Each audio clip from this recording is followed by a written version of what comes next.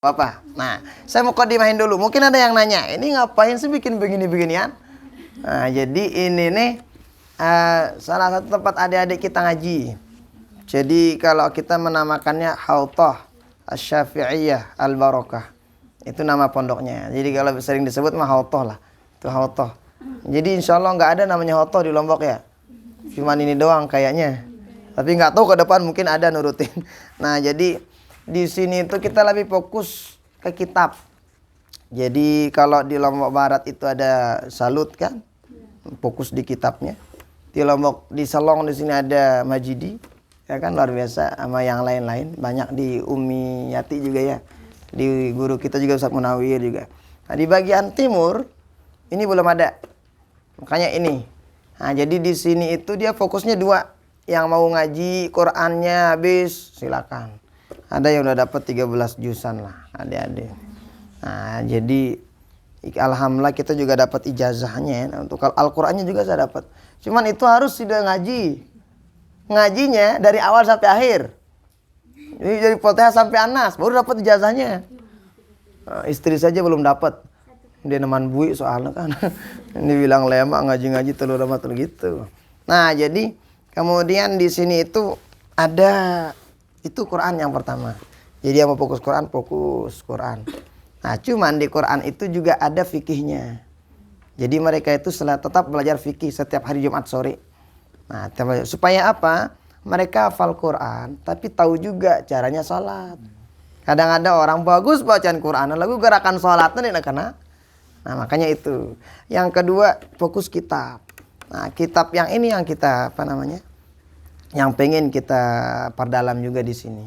Nah, dan yang kitab-kitab yang kita ajarkan ke depan itu maunya kita, insya Allah semua kitab yang ada ijazahnya di saya, misalnya kitab Al-Adhkar beserta semua kitab Imam Al-Ghazali, kitab An-Nawawi, Imam An-Nawawi, alhamdulillah saya dapat ijazahnya juga. Dan itu Al-Adhkar semuanya itu akan kita kasih bagi yang ngaji-ngaji itu. Nah, jadi mereka ngaji langsung dapat ijazahnya gitu. Nah, itu yang kurang lebih. Karena mau tidak mau yang namanya kitab ini harus kita bisa juga. Nah, karena nggak cukup dengan Al-Quran doang, tapi harus tahu juga kan bagaimana pandangan ulama tentang ayat ini. Kemudian ayat ini seperti apa pandangan ulama. Nah, itu yang kita inginkan di sini. Nah, berikutnya juga biasanya di sini itu ada kayak yang mau persiapan mau ke Mesir misalnya. Nah, dia ada bimbingan khususnya.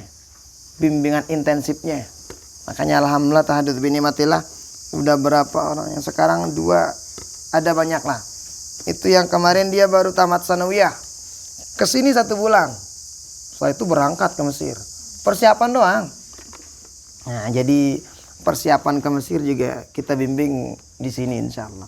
Dan mungkin ke depan itu ada niat saya itu untuk yang mau belajar kitab itu dia mungkin diam di sini selama 6 bulan lah atau 1 tahun. Setelah itu keluar, insya Allah udah bisa baca kitab, insya Allah. Nah, itu mungkin itu biasanya kita ada program liburan. Ramadan kemarin ada di sini. Ada berapa orang? Kayaknya 8 atau 9 orang. Laki-laki tapi kalau perempuan belum. Nah, kalau perempuan kalau ada tempat barulah. Itu mereka ngapain? Belajar kitab. Nah, sebulan itu habis kitab Tanjurumiahnya sama udah bisa ada dasar-dasarnya. Nah, jadi itu yang akan dibikin di sini insya Allah. Kalau yang itu mah rumah saya, kalau yang itu ceritanya. No si Baji, no. Nah, di sini insya Allah. Nah, jadi kita ajatkan begitu supaya apa? Nanti udah masuk mahat itu udah bisa baca kitab. Kalau udah masuk mahat itu udah ada dasar Al-Qur'annya. Jadi di mahat kan tinggal ngorek doang gitulah. Mau ke Timur Tengah aman, udah bisa baca kitab. Ada modal-modal bahasa Arabnya, ngomong-ngomongnya dikit-dikit gitulah. Nah, itu pengen kita. Jadi kita ngebantu lembaga-lembaga kita yang terutama di Pancor, di Mahat dan lain sebagainya itu. Jadi kalau mau ke Timur Tengah itu kan nggak susah-susah amat.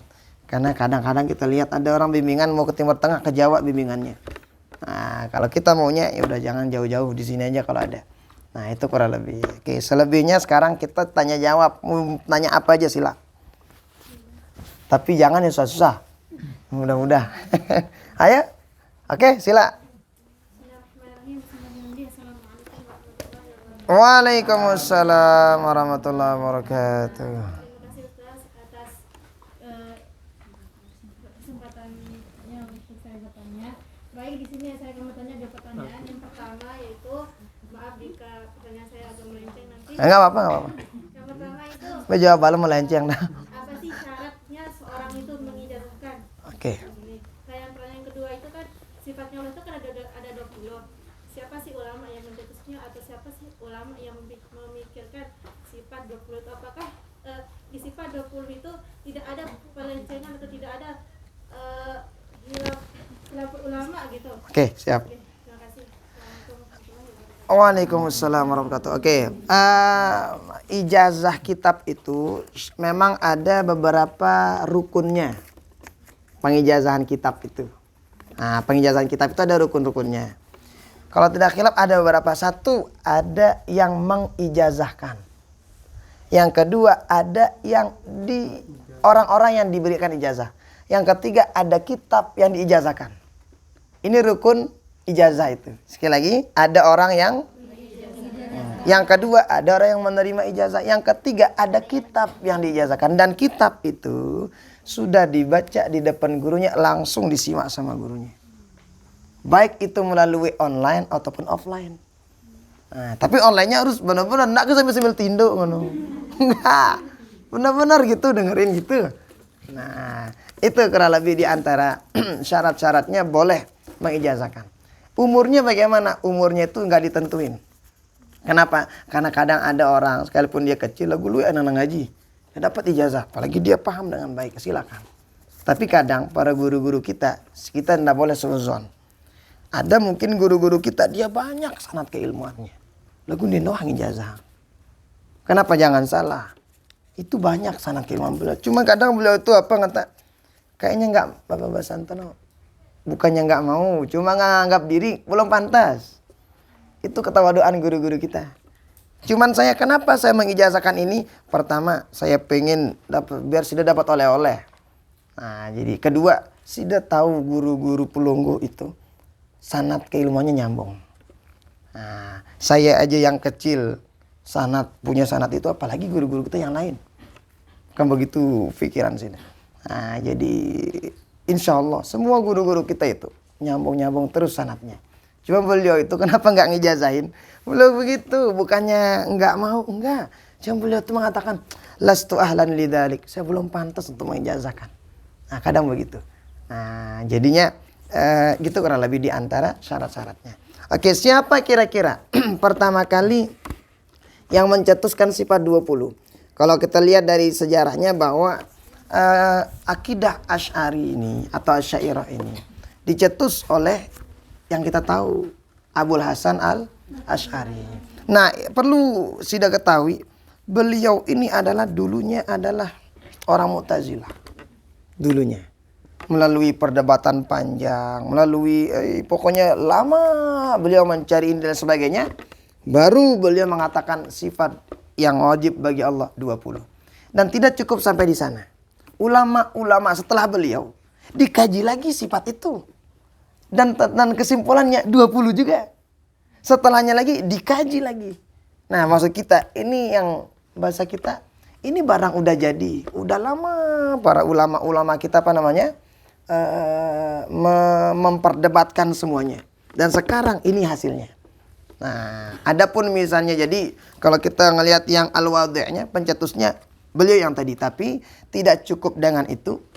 Para ulama-ulama setelah beliau juga sekali lagi beliau melalui perdebatan panjang. Makanya ulama-ulama dulu itu debat itu sesuatu yang biasa. Tetapi benar-benar niatnya mencari kebenaran, bukan mencari kemenangan. Kalau orang sekarang debatnya bukan cari kebenaran, enggak, tapi mencari ketenaran. Ya, mencari kemenangan dan ketenaran. Nah, makanya para ulama kita sangat menjauhi debat itu. Para ulama dulu itu, beliau debat itu duluan hatinya diperbaiki benar. Diperbaiki benar. Makanya dia kalaupun kalah, kalaupun menang, tetap bareng doang ya. Yang menang itu tetap dihormati yang kalah. Yang kalah tetap menghormati yang menang. Ulama dulu begitu. Karena dengan kendi, ada debat, kalah ya, ini sepedengan sampai laun. Ya kan nggak sapa orang. Nggak begitu. Nah, jadi begitu kurang lebih ya. Itu tentang apa namanya? Sifat 20 itu. Dan mudah-mudahan insya Allah saya yakin banyak yang tempat-tempat ngaji tentang akidah dan tauhid yang begini. Dan ini harus kita kuatkan. Harus kita kuatkan, kita bawa sampai mati akidah yang benar ini. Nah, kenapa? Karena begini. Orang itu kalau mati nggak punya motor, nggak apa-apa. Nggak masalah bagi Allah.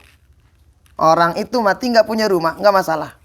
Bahkan orang itu mati nggak punya suami, nggak punya istri, jomblo, nggak apa-apa. Tapi kalau mati nggak ada iman, hati-hati. Iya kan? Kalau mati nggak ada kecintaan sama Rasulullah, kalau mati nggak ada iman sama Allah Ta'ala, bahaya. Kalau mati nggak ada itu, ini sifatnya dunia, nggak apa-apa. Tapi kalau mati nggak ada iman, susah.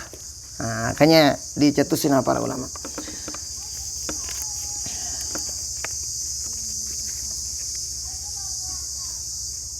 Ois, versi saya ya. Ini udah tanya jawab kan? Ustaz, nanti kalau dia udah satu pertanyaan, dua pertanyaan sekitar berapa menit di ini aja ya. Berapa menit tadi? 11. Ayo dimatiin.